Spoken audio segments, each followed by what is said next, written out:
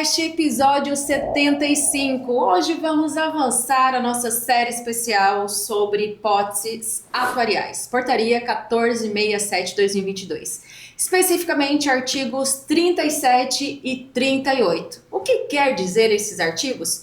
Eles são extremamente relevantes porque trata da projeção da massa de segurados, o tempo necessário, a taxa de crescimento das remunerações, dentre outras vertentes que impacta diretamente no cálculo atuarial, na avaliação que os RPPs têm que fazer anualmente. É sobre esse tema que nós falaremos. Meu nome é Elida Jerônimo e esse é mais um episódio do Agenda Cast. E nesse episódio, para brilhantar e trazer conhecimento, debate e falar desse tema tão importante, estou com um convidado que vocês já conhecem, já pediu música, já foi o que mais participou no primeiro ano do Agenda Cast, é ele mesmo, Éder Moraes. Bem-vindo a mais um podcast. Obrigado. E hipótese alguma, não só atuarial, eu ia deixar de estar aqui contigo mais uma vez. Mais uma hipótese a ser considerada aí no nosso episódio. São muitas hipóteses. A minha participação são hipóteses certíssimas, tá no relatório atuarial com tranquilidade. E como tem sido falar de tantas hipóteses em episódio, mais episódio? Já tem vários episódios que nós temos falado das hipóteses. Para mim foi muito interessante, porque como a gente já colocou em alguns episódios, né, isso não faz tão parte do dia a dia, né, ainda mais aqui dentro da nossa empresa como um todo, que existe um departamento específico, mas muito ali técnico e operacional, né? Na operação das avaliações, juntamente com o pessoal do atuário.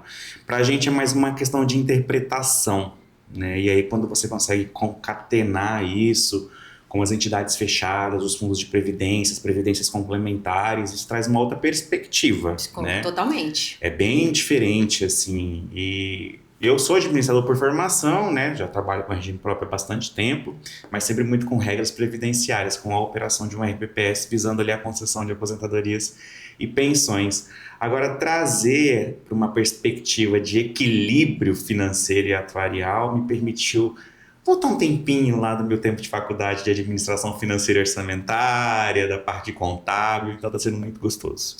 E os termos... resgatar esses termos que são utilizados técnicos, nós falamos que de hipóteses, são várias hipóteses também a serem consideradas.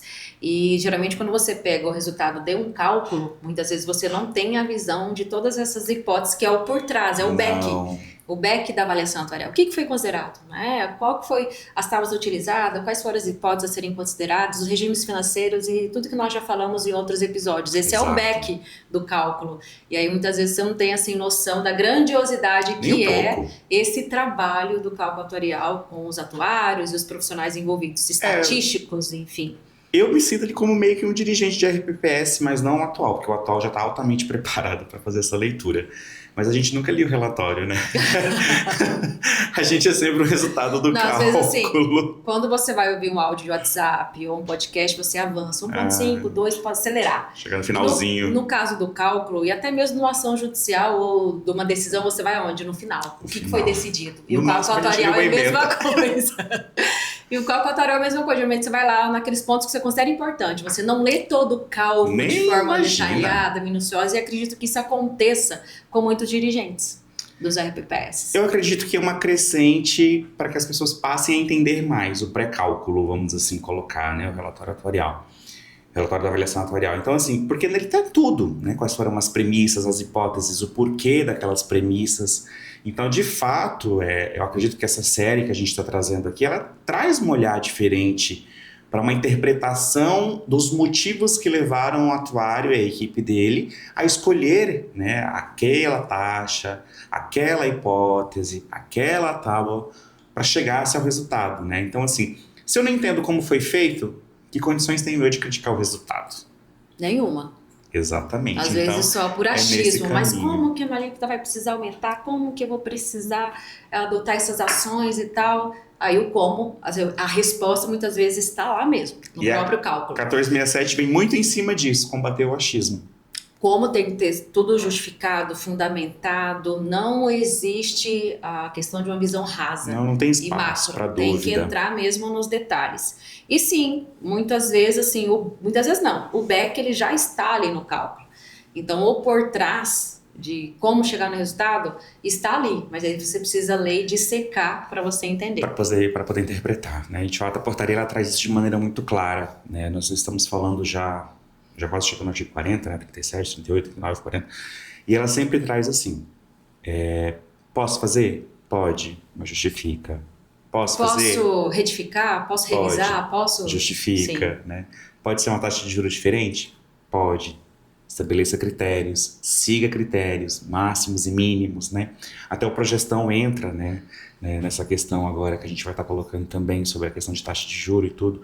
Então a portaria ela não está somente jogando luz numa situação ou ditando regra, né? Ela vem muito bem em cima do lastro, da transparência, da realidade, nada simulado, nada inflado, nada produzido de modo artificial. Então, tudo isso é o que vai, de fato, trazer segurança no resultado do estudo atuarial, é o que vai trazer segurança no estudo atuarial do RPPS, assim, propriamente dito. Porque não adianta eu fazer um cálculo que vai me trazer uma realidade dos próximos 3 anos, 4 anos, se o RPPS foi feito para durar centenas de anos, né?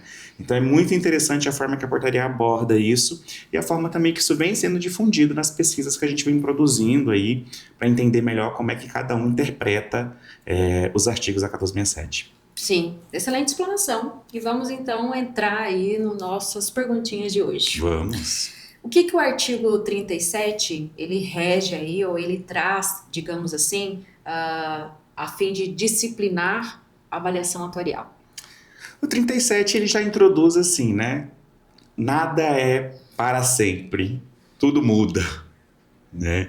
Então ele traz já de fato a questão das perspectivas futuras da composição da massa, da alteração da massa. Então o 37 ele já traz uma razão a isso.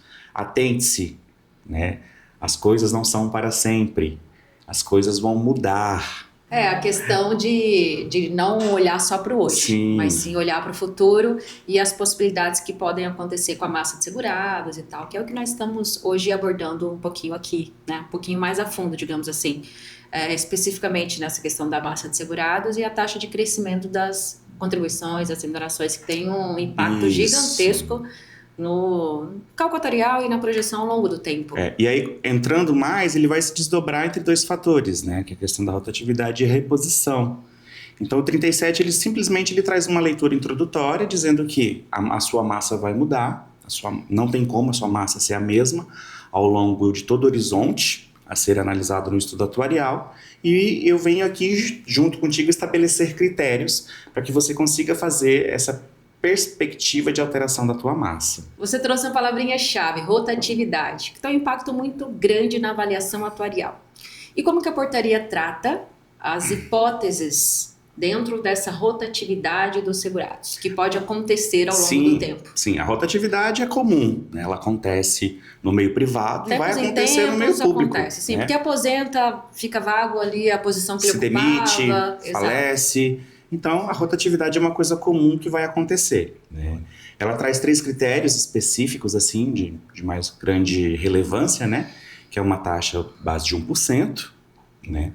E isso, na verdade, eu coloco 3, mas são 2, porque ele tem essa taxa de 1% aqui de um lado, e do outro lado ele traz que isso tem que ter um embasamento. Então, eu não posso simplesmente estimar, né? Eu preciso embasar essa taxa minha de rotatividade com base nos estudos passados, né? Mas não nos estudos atuariais passados, com base no seu estudo da sua própria massa, né? Quantos servidores faleceram antes de data de aposentadoria ou se exoneraram, né? Ou foram demitidos, ou migraram de regime. Então existe uma ampla possibilidade de se enquadrar em rotatividade. E aí a portaria traz esse critério de 1% da taxa de rotatividade, mais a questão do lastro desta taxa. E é olhar para o seu próprio RPPS, né? Não é para olhar para o RPPS do país, por exemplo. Não, tem que olhar para o meu RPPS para verificar o histórico que você colocou. Sim. Percentual de demissão, de exoneração e etc. O que está causando a rotatividade. Então, olhar para esse histórico para fazer para projetar. E dentro dessas pesquisas que eu comentei anteriormente contigo, que eu estava fazendo uma análise de como que os RPPS interpretavam isso, é comum que eles utilizem taxa de rotatividade nula, principalmente quando observado uma taxa de rotatividade muito baixa dentro dos RPPS de cargo efetivo, né? Evidentemente, quando eu não tenho alta, a maioria dos RPPS usam uma taxa nula, né? Ou seja, eles não consideram a rotatividade de servidores, porque a maioria que entrou vai ficar até se aposentar. Então, e um número de pessoas que saem nesse intervalo, se comparado a um dos outros parâmetros, que é a compatibilidade com a compensação previdenciária, os RPPS optam por usar uma taxa nula. Mas acredito eu que poderia ser considerada uma taxa, porque se tá aposentando pessoas, a vaga que ela ocupava, a posição que ela ocupava ali enquanto servidor, tá ficando sem outras pessoas ali Sim. naquela posição. Podemos colocar assim, querendo ou não, é uma rotatividade. Só que aí a gente entra num critério, não é nenhum critério na realidade, é um conceito muito próximo, que é a questão da reposição, que a portaria também detalha. Sim, inclusive nós vamos aprofundar um pouco nisso, né? Porque assim, a rotatividade é eu olhar para as pessoas que estão deixando o serviço público. Seja por exoneração, seja por falecimento, seja... A apostadoria, na minha opinião, também é um fator. Ela entra como taxa de rotatividade, mas como a portaria estabelece um critério máximo de 1% nessa taxa de rotatividade, os RPPs acabam colocando ela como nula e vão trabalhar em cima da reposição. E quando não há reposição? Mas aí que tá, o estudo atuarial justamente pode já prever que pela falta de reposição dessa taxa de rotatividade, eu acabo entrando em desequilíbrio atuarial. É isso, é onde eu queria chegar. Mas de fato, mas assim, a gente também tem que levar em consideração que o estudo atuarial hoje ele não vai usar a mesma premissa, até porque a gente não vive no mesmo mundo que da década de 90, no início dos anos 2000. Né? Eu acho interessante, isso não está escrito em lugar nenhum, é uma perspectiva que eu tenho quando eu faço uma análise em cima de taxa de rotatividade. Com a IA, com funções automatizadas, com totens de autosserviço, com atendimento robotizado, muitas funções deixaram de existir. Sim. Isso é um fator que deve ser considerado dentro da taxa de rotatividade. Né? Então, assim, a própria terceirização era muito comum. Até os anos 2000, as prefeituras realizarem concursos públicos para gari, né, para merendeira, né, tinha-se merendeira nas escolas. Hoje em dia, a maioria das prefeituras não fazem isso. Os departamentos de água e esgoto eram estaduais, a companhia telefônica era estatal, a companhia de energia elétrica era estatal. E hoje tudo isso foi terceirizado, foi privatizado e algumas funções foram substituídas por robôs, né? Não propriamente dito um robô humanoide ali fazendo a ação, mas um atendimento robotizado. É uma atividade automatizada, sem necessidade humano para desempenhá-la. Se a gente for olhar um gráfico, por exemplo, de entrega de cartas, imagina o quanto isso caiu, né? Tudo bem que as encomendas subiram, e essas também já começam a ser robotizadas, Sim. Como a gente tem casos na América do Norte e nos Estados Unidos, que são entregues por drone, né? Carros voadores, vamos assim colocar. Então essa questão da taxa de rotatividade, eu acredito que ela tende a ser alterada cada vez mais e talvez menos considerada. Não é porque saíram 10 servidores aqui que eu vou ter que fazer uma reposição imediata de 10 servidores. Sim, mas assim, até coloquei a taxa de rotatividade, eu citei só a apostadoria, mas não acredito eu que não há, durante o período histórico, nenhum falecimento, nenhuma exoneração, demissão nesse período para eu considerar uma taxa nula. Algum percentual de rotatividade está acontecendo em todos os RPPS. Na minha visão, não existe RPPS que não tem rotatividade nenhuma, zero rotatividade.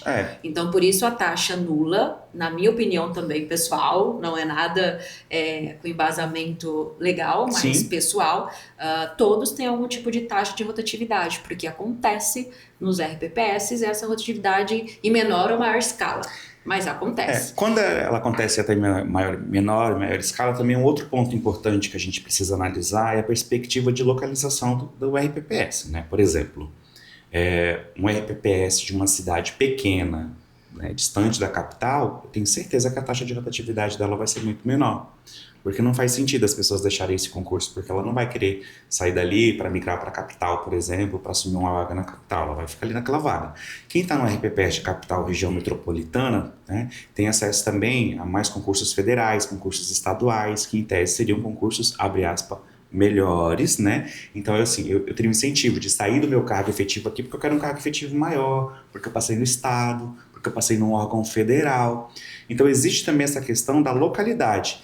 E aí, quando a gente vai olhar o número de RPPS que estão afastados, né, da localidade ali máxima, né, da capital, ali, é muito maior do que os que estão próximos à capital. Então, talvez por isso, né, essa pesquisa que eu acabei fazendo, ela diz que a maioria dos RPPS acabou optando por uma taxa nula, porque eles estão distantes, porque as pessoas estão felizes no seu cargo e não querem sair dali, né? A qualidade de vida é muito boa, ninguém faleceu naquele período, ninguém morreu. Então, assim, são pontos e pontos, né, com brincadeira, evidentemente, essa questão dos óbitos, que precisam ser analisados nessa situação. A taxa nunca vai ser nula. É esse o ponto. Acho que ela taxa nunca vai nunca ser vai nula. ser Um nula. percentual menor ou maior, mas vai existir porque é impossível. A FPS que não tem nenhuma rotatividade, Não vai digamos assim, acontecer. para eu colocar de forma anulada, né? Mas aí você falou, os dois assuntos estão conectados, a rotatividade com a reposição, Sim. né?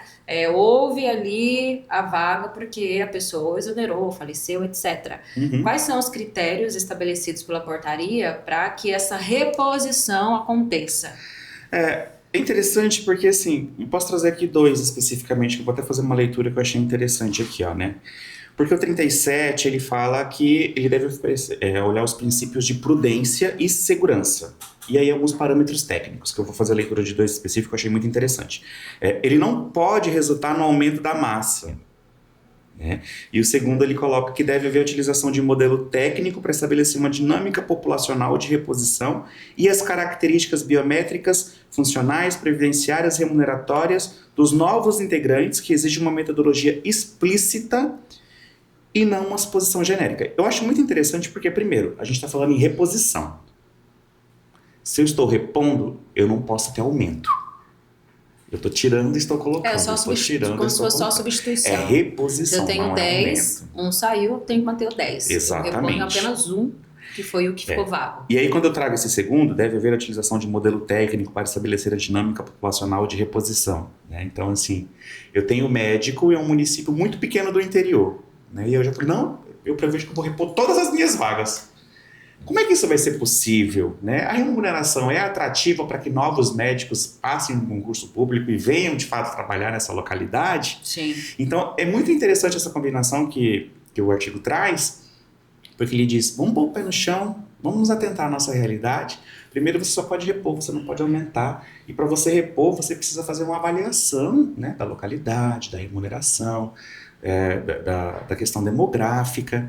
E aí sim você vai conseguir chegar à sua reposição mais próxima da sua realidade. E até uma projeção que atinge aos 75 anos, né? Analisar o possível candidato em relação ao estar com uma idade mais avançada ou não, porque Exato. por quanto tempo essa reposição ela terá a sua durabilidade.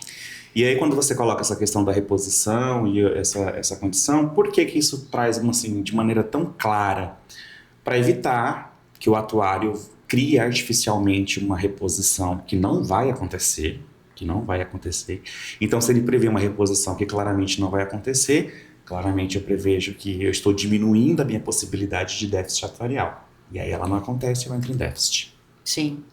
Tudo isso a portaria traz exatamente para evitar que exista tanto uma estimativa superestimada quanto excessivamente positiva, podemos colocar assim. Sim. E como é que o artigo 38 ele trata, Éder, em relação ao crescimento salarial dos servidores? Ele trata da seguinte forma. Primeiro vamos aos números, né? Piso 1%. Tem que ser 1% ao ano ali da projeção atuarial, esse crescimento. Só que aqui nós estamos falando não de reposição, não de reajuste, tá? Estamos falando de plano de cargo, de carreira, de avanço, tá? Então não pode ser inferior a 1%. Pode ser mais? Pode. Ele não tem limite, ele tem piso. É diferente, né? Desde que a gente vem falando o tempo inteiro, justificado explicitamente e tecnicamente, né? Então, a portaria prevê um piso mínimo de 1%. Esse aqui, diferente da taxa de rotatividade, não encontrei um padrão, tá? Entre alguns estudos atuariais que eu andei observando, não encontrei nenhum padrão. De fato, eu acredito que é um número bem próximo da realidade de cada ente federativo. Isso é importante. Haver uma projeção já desse crescimento real, podemos colocar assim, porque são promoções, evoluções funcionais, etc., que você colocou do PCCS para aquele quadro de servidores, né? Mesmo ela não acontecendo, o cálculo atuarial já fez ali aquela previsão. E se ela acontecer em maior escala, pode estar dentro da margem do que foi previsto ali no cálculo atuarial, não havendo um impacto muito grande ali, falando de projeção e execução, né, do que aconteceu mesmo ali na realidade daquele município que o RPPS está localizado. Então isso é bem importante. Eu acho muito interessante essa parte da portaria, porque ela traz muito a realidade, sabe? Ela traz muito assim, olha pra tua realidade, olha pra tua realidade, olha pra tua realidade. E é uma ligação do pé no chão também. Sim. Olhar para si mesmo, para você projetar. Caminhando para a nossa última perguntinha do episódio de hoje, como que a portaria traz, Éder, esse crescimento aí da taxa real das remunerações dos servidores? De fato, assim, ele estabelece, eu posso separar assim, em 3 parâmetros gerais, vamos colocar assim, né? É a questão do próprio histórico das progressões, né?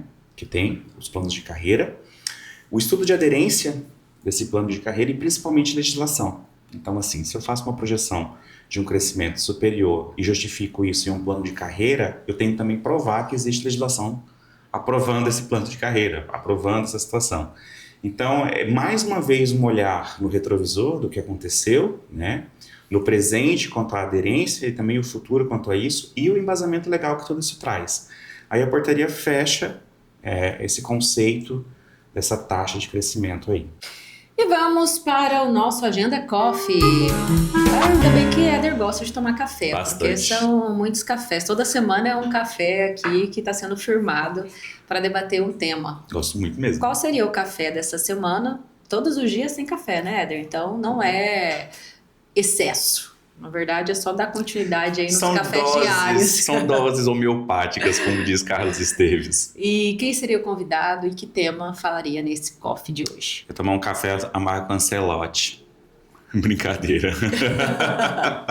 Não quero café com Ancelotti. Porque eu não quero nem sentar com Ancelotti. Não quero. Só se em 2030 ele trouxer esse Deixar passar esse luto primeiro. Vai passar. Tem uma pessoa que eu acho muito interessante, né? Que não é da área atuária, mas é um profundo conhecedor dos impactos dela dentro do regime próprio, que é o Érico, diretor de Previdência do Mato Grosso Previdência. Né? Ele é um grande estudioso, não só da parte atuarial, mas também como da parte de automação, de IA, eu sei que ele gosta muito. E ele vem trabalhando muito na interpretação dos dados do seu regime, a moda que subsidia a análise do resultado do estudo atuarial.